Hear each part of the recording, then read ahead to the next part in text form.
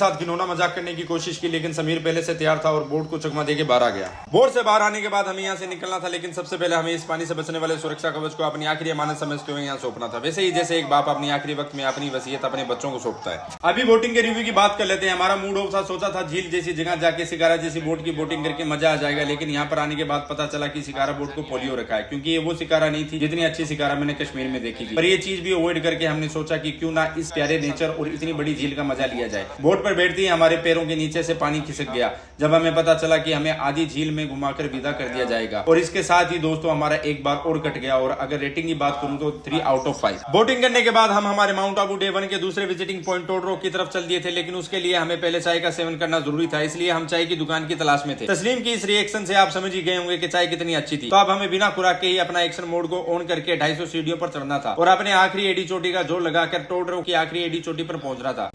भैया क्या रेट है? प्लेट का 2 प्लेट है, 30 का 1 है। 30 का 1 है। जिस एनर्जी की तलाश हम कर रहे थे वो यहाँ चाय की बजाय पाइनएप्पल की शक्ल में ठीक ऊपर चढ़ने से पहले बेची जा रही थी, जिसे मैंने और समीर ने बिना किसी को बताए चुपचाप ले ली थी ताकि ऊपर चढ़ने में आसानी हो सके। अब ऊपर चढ़ने का वक्त आ चुका था, तो हम सब ने कमर कस ली थी और मेरे भाई तस्लीम ने कमर पकड़ ली थी। दोस्तों हमारा टोड रॉक पे जाने का मन नहीं था, लेकिन आज के लिए हमारे पास कोई दूसरा ऑप्शन भी नहीं था, इसलिए हमें ऊपर जाना ही पड़ा। लेकिन जब हमें पता चला कि टोड रॉक पे विजिटिंग की एंट्री की कोई फीस नहीं है, तो हम खुशी के मारे पागल होकर भागने लगे और ऐसे रिएक्ट करने लगे मानो हमने कोई हारी हुई बाजी जीत ली हो और उस जीत की बाजी के हकदार ये दोनों हो।